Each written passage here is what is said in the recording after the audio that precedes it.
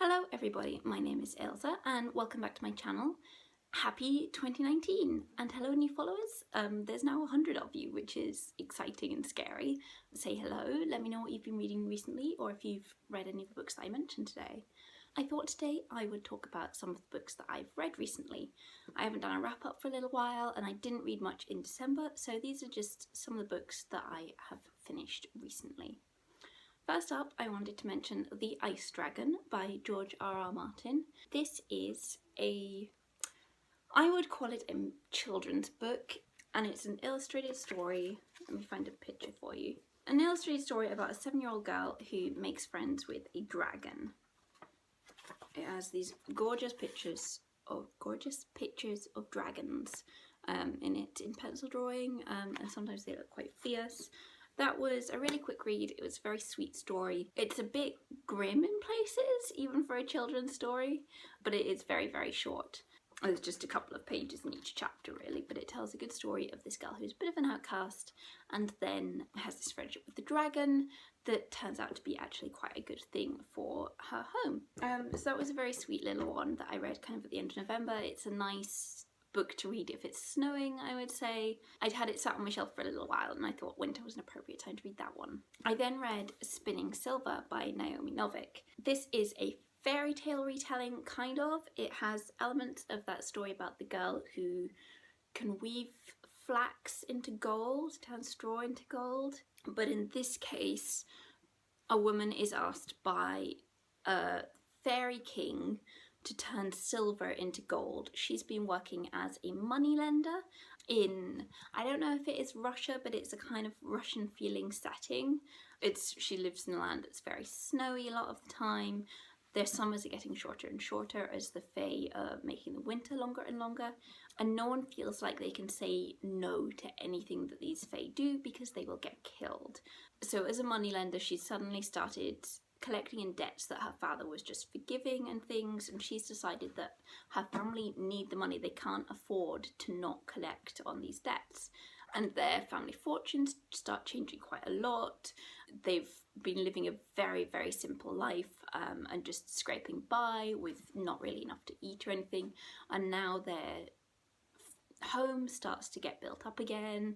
They have a flock of chickens, they get some goats and things like that. They can have warm enough clothes, they can get medicine for her mother, and this change in fortune attracts the attention of the fairy king. Meanwhile, her story tangles into other people. There are people in the town where her grandparents live that she goes to visit that get entangled in the story as well, and there is, I think she's the daughter of a duke in that town, also gets entangled into it as well. It was a really, really interesting story and I highly recommend that one. It was slightly different than Uprooted in tone. The storytelling voice in this one, because it's told by various girls, the voice of this one was quite different from Spinning Silver, and it still does that retelling a fairy tale and bringing different bits of fairy tales together that I loved in Uprooted. Like, you could recognise elements of classic fairy tales, but it felt different as well, and it was still really good, but I thought that was very interesting. Then in December, the third and final book that I read in December, although I did read a couple of short children's Christmas stories while I was at home, but life was just too busy really over Christmas for much reading, unfortunately. Normally I read loads then, but I just had a lot of life stuff going on this year.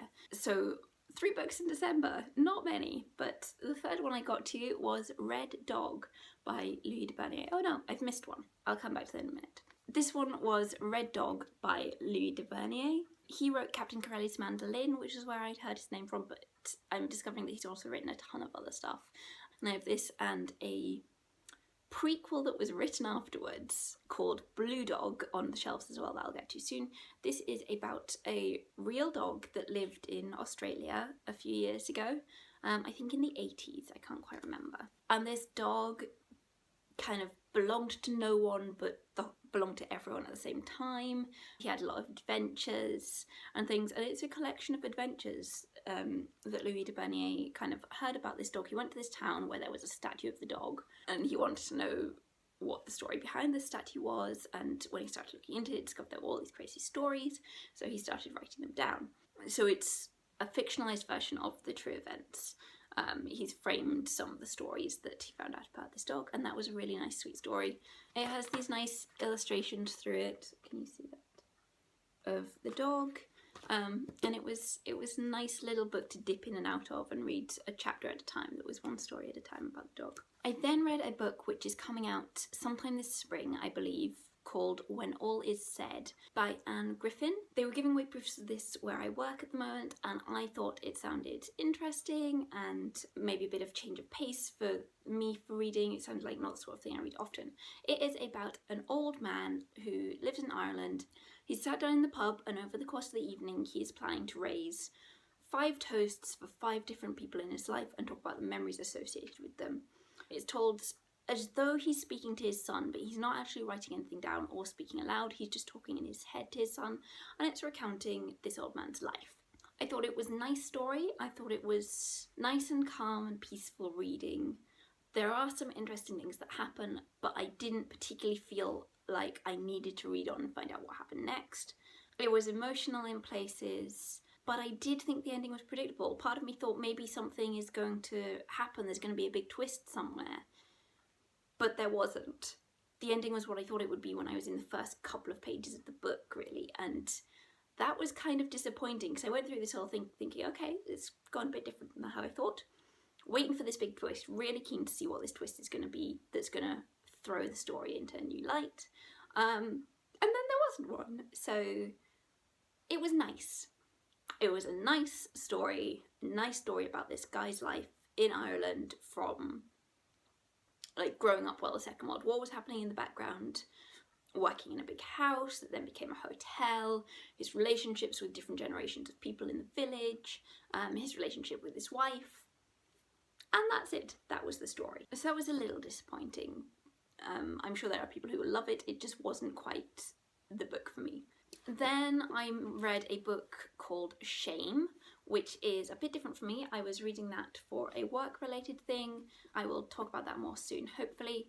And that is a non-fiction book written by a psychologist, a therapist, I can't remember his proper term, about the role of embarrassment and shame, really at the root of it, in building people's behaviour, in socialising people with normal behaviour, and how it is something that does have a role in human development.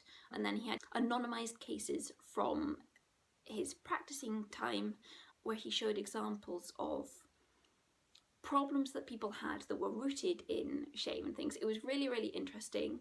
I think it's a good book for self-esteem help or looking at changing habits and things like that, looking for roots of different problems one might have. It was really, really interesting. Very much not something I would have picked up otherwise, but I'm really glad that I read it. I thought it was quite cool. That was by Dr. Joseph Burgo, and I should have it sitting around here, but we're in the middle of a huge tidy up of the flat and things got moved around, and even though it's bright yellow and I finished reading it last week, I can't find where I've put it. So I'll put a thumbnail in. And then finally I wanted to mention a reread I did recently, which was Prudence by Gail Carriger. This is set in the same world as her Parasol Protectorate books and her Finishing School series books. I'm just wondering how much I can say without spoiling the Parasol Protectorate. I think it's later enough to say this is about the daughter of the main character from the Parasol Protectorate. So it's set about 20 years, I think, after the end of that series. And it's about a girl called Prudence who goes by the name Rue because she doesn't like her full name. And she has been given a dirigible and she assembles a crew of friends and acquaintances, and they go off on an adventure heading to India because someone has asked her to investigate something there. It's very light-hearted, it's a lot of fun, it has werewolves and vampires and assorted other shapeshifters in it.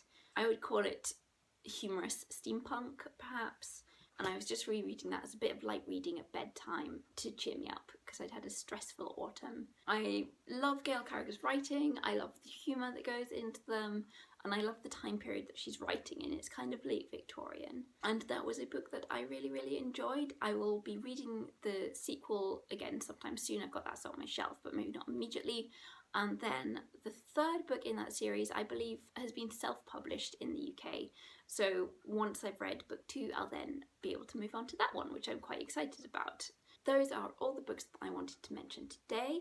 Let me know if you've read any of these and what you thought of them, or let me know what you've been reading recently, and I will talk to you soon. Bye!